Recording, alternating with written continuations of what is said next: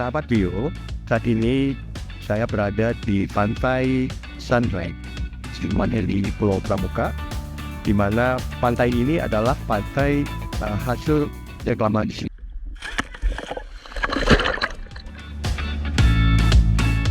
Kepulauan Seribu terkenal dengan keindahan bawah lautnya. Terumbu karang yang memesona ini adalah rumah bagi berbagai jenis ikan dan makhluk laut yang menakjubkan. Tetapi, keindahan ini tidak akan sempurna tanpa keberadaan penyu, spesies yang menjadi salah satu daya tarik utama pulau ini.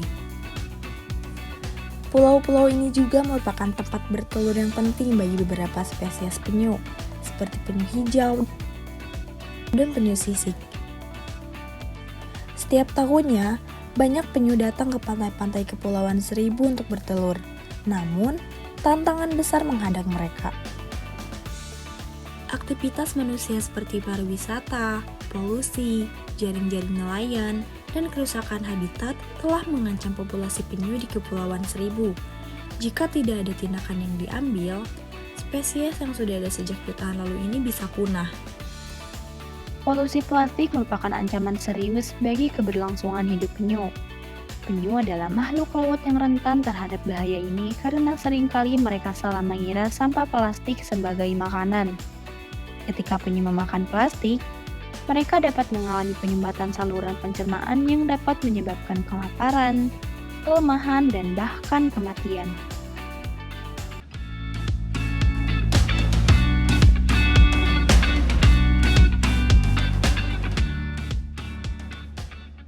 Program edukasi juga dilakukan untuk meningkatkan kesadaran masyarakat akan pentingnya konservasi penyu. Masyarakat akan diajarkan tentang kehidupan penyu dan betapa pentingnya kita menjaga spesies yang unik ini. Selain itu, upaya konservasi juga dilakukan untuk menjaga ekosistem padang lamun dan rumput laut. Padang lamun dan rumput laut berperan sebagai sumber makanan dan tempat perlindungan bagi penyu.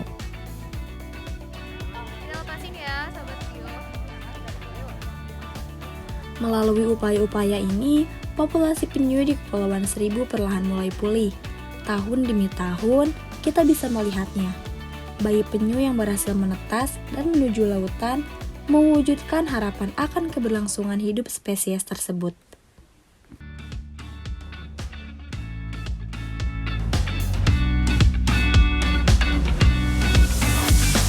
Sobat Bio, kembali lagi di podcast Mel Biotrop Biosing. Nah, hari ini kita ada di Pulau Pramuka, Kepulauan Seribu. Nah, kali ini kita kedatangan narasumber yang luar biasa nih, langsung nih dari Pulau Pramuka sendiri. Di sini kita akan mengenalkan, selamat pagi Bapak. Pagi. Ya, mungkin boleh perkenalan dulu nih Pak. Baik, perkenalkan nama saya Devi Alamsyah.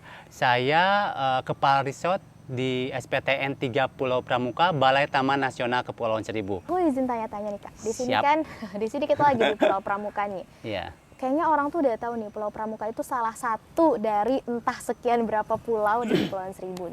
Nah, di sini juga kita sebut Taman Nasional Laut Kepulauan Seribu. Nah, mungkin boleh sedikit kita tahu Kak tentang apa sih Taman Nasional Kepulauan Seribu itu? Baik, sebelumnya orang nyangkanya Kepulauan Seribu, pulaunya itu wah banyak sekali iya. gitu kan. Jadi sebenarnya di Kepulauan Seribu itu totalnya ada 110 pulau. Oh, 110. Ada 110 pulau dan yang masuk ke wilayah pengelolaan Taman Nasional itu ada 78 pulau dan memiliki mandat, yaitu mandat dari SK yang penetapan oleh Menteri itu, mandatnya itu untuk menjaga satu pelestarian karang, mangrove,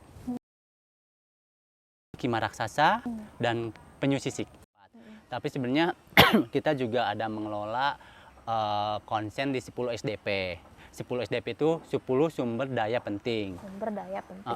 Ada yang jelas itu ada 4 itu dimasukkan lagi, penyu sisik, kima raksasa, mangrove, terumbu karang, ekosistem hutan pantai, burung air, ikan ekonomis, lumba-lumba, terus juga ada banyak pokoknya. banyak lah intinya. Ada 10. Ada 10 disebutin satu-satu Saya panjang lupa. nanti artinya. Oke, Ya. iya menarik sih, salah satunya ada penyu sisik tadi ya. Berarti di sini banyak jenis. Banyak yang diving. Mm-mm. Diving ini sering menjumpai penyu di dalam lautan. air. Iya, yang para diving sering berjumpa dengan penyu. Dan di situ kita bisa juga lihat berarti kan populasi penyu di perairan Taman Nasional Kepulauan Seribu sudah mulai bagus ya. Bagus, iya. Jadi ini harus dipertahankan gitu. Kenapa para diving pada senang ke sini? Salah satunya itu ada penyunya sudah mulai banyak, populasinya sudah mulai ya bagus lah. Terus juga Taman Nasional Kepulauan Seribu ini merupakan satu-satunya taman nasional laut yang ada di ibu kota Jakarta, di ibu kota negara. Sebenarnya di dunia ini ada 7 jenis penyu. Oh, 7 jenis ini semuanya dilindungi. Mm-mm. Menurut CITES itu Appendix 1. Ya Oke. kan, dilindungi. Kemudian dari 7 jenis itu ada 6 jenis yang ada di Indonesia.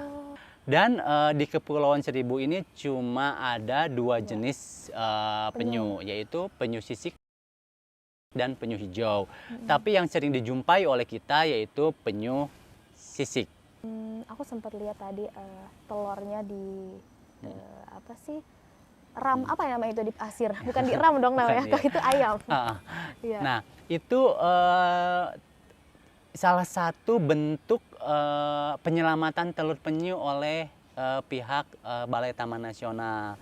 Karena kan si penyu ini bertelur di hampir beberapa pulau yang ada yang masuk ke dalam kawasan Taman Nasional Kepulauan Seribu.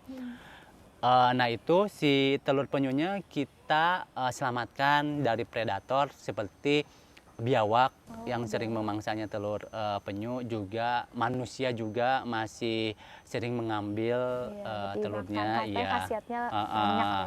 Itu jadi kita biasanya menyelamatkan telur-telur penyu itu terus kita bawa ke santuari penyu. Kita memiliki santuari penyu untuk penyelamatan telur penyu dan penyunya. Jadi si telur penyu itu kita tetaskan sampai menetas, terus setelah menetas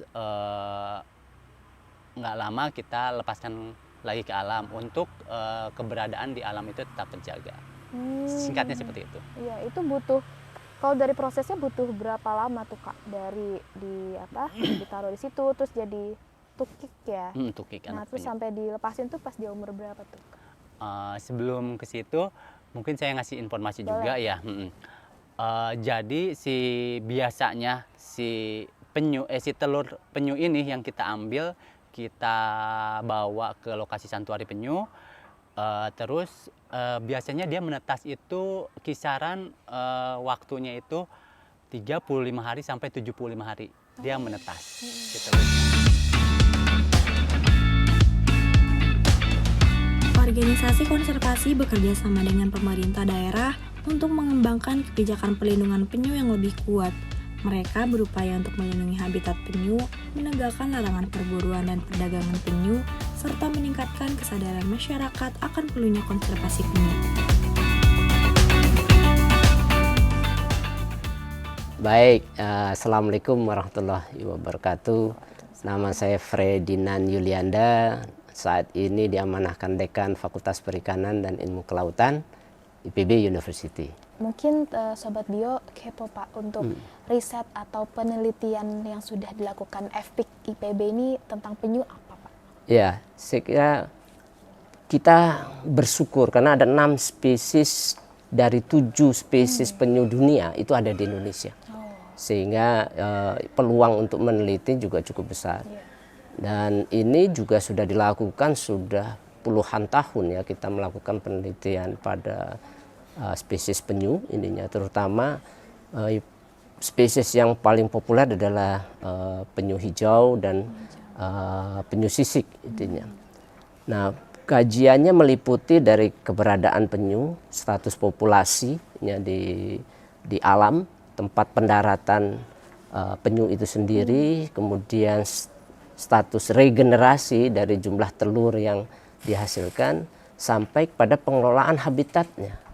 Karena penyu ini hidupnya itu ada 2 kelompok ada yang di terumbu karang karena dia pemakan karnivor termasuk dengan karang, ada juga yang di lamun, seagrass ininya. Nah, dia keberadaan habitat ini sangat menentukan keberadaan penyu tentunya. Nah, oleh karena itu lingkup dari penelitian ini kita ambil dari hulu sampai ke hilir supaya mengcover semua kebutuhan yang diinginkan oleh keberadaan penyu. Untuk upaya-upaya konservasi nih Pak, konservasi penyu itu apa saja Pak? Ya cukup banyak ya kalau kita deteksi permasalahan-permasalahan yang ditimbulkan terhadap keberadaan penyu. Pertama yang terkait dengan eksploitasi. Nah, selama ini penyu menjadi sasaran untuk daging konsumsi pada beberapa kelompok orang ya, intinya. Kemudian yang kedua adalah telur penyu. Telur penyu ini dieksploitasi secara besar-besaran, bahkan kadang-kadang dijual bebas meskipun sudah ada undang-undang yang mengatur itu tidak dibolehkan. Bahkan pencurian-pencurian di tempat taman nasional itu juga masih terjadi. Ya, karena mungkin tingkat pengawasan yang tidak optimal karena areal yang sangat luas, keterbatasan SDM sehingga tidak bisa terkontrol. Itu yang menjadi ancaman terhadap degradasi populasi penyu di alam. Itu dari sisi yang pertama. Aspek yang kedua yang tidak kalah juga terhadap gangguan penyu ini adalah habitat, kerusakan habitat. Kualitas lingkungan menurun, pencemaran, penurunan ekosistem terumbu karang, lamun, aktivitas reklamasi itu adalah salah satu yang mengganggu habitat penyu.